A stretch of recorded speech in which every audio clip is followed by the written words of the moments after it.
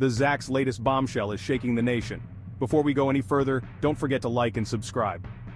Late last night, ZACC's official X account dropped a series of explosive posts, demanding the arrest of Chivhayo.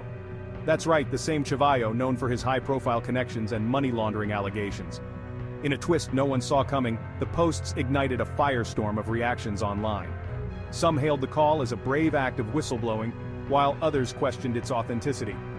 But hold on, just when things couldn't get crazier, ZACC announced their account was compromised. Commissioner Thandiwe Malobane urged everyone to disregard the posts, citing a security breach. Now, the public is on edge, waiting for ZACC's next move.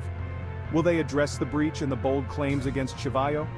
Or is this just another layer of confusion in a nation yearning for clarity? Stay tuned, Zimbabwe. This story is far from over and the stakes couldn't be higher. Don't forget to like, subscribe, and hit that notification bell for the latest updates.